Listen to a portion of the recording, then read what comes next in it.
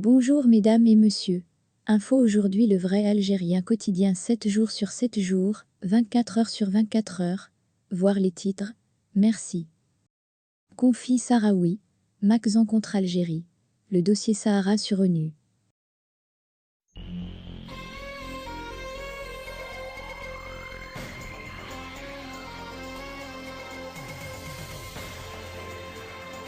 Du jamais vu.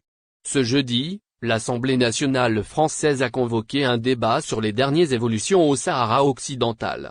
Bilan des actions de la France pour faire respecter le droit international, le cas du Sahara occidental, tel est l'intitulé du thème qui intervient sur demande du groupe de la gauche démocrate et républicaine refusant la position de Paris qui continue de prendre parti dans ce conflit en faveur du régime marocain.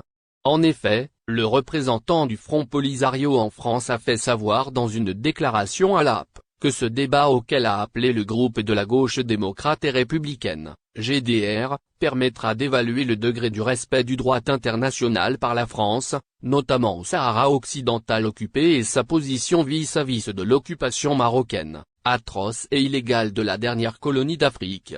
Il a, par ailleurs, précisé que l'occupant marocain a bénéficié durant ces 47 dernières années d'une complicité flagrante des gouvernements français qui se sont succédés. Sans la protection de la France et l'Maxen, le conflit au Sahara occidental aurait depuis longtemps abouti à une solution équitable en permettant au peuple sahraoui d'exercer son droit à l'autodétermination. Cette rencontre intervient, aux yeux de Mohamed Sidati, au moment opportun pour rappeler à l'État français ses responsabilités et interpelle les dirigeants de ce pays à reconsidérer leur politique illégale vis-à-vis du Sahara occidental en adoptant une autre stratégie positive de sorte à être en cohérence avec le droit international. Il faut noter, selon le diplomate sahraoui, que la France a une grande influence sur les décisions prises par le Conseil de sécurité des Nations Unies de par son statut de membre permanent au niveau du Conseil de sécurité de l'ONU. Le représentant du Front Polisario dans l'Hexagone a demandé, en outre, aux officiels français d'adopter une approche plutôt positive quant à la question de décolonisation du Sahara occidental. Il est plus que jamais nécessaire, soutient-il, à ce que la France ait des positions cohérentes avec le droit international d'autant plus qu'elle préside actuellement le Conseil de l'Union européenne. Ce serait une occasion pour elle et pour l'Europe entière de marquer le point à travers la prise d'une position commune vis-à-vis de la question sahraoui dans le cadre du respect et de l'application du droit international.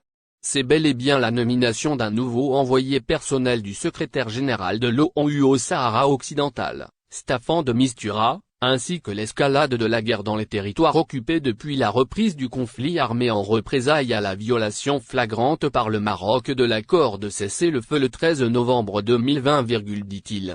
En dépit de cette violation et de la mise en danger de la sécurité et de la stabilité dans la région, El Makhzen n'échappe à la punition, a-t-il ajouté, tout en mettant en garde contre les conséquences d'une guerre imposée au peuple sahraoui engendrée par la politique expansionniste marocaine au Sahara occidental, ce qui laisse présager une détérioration de la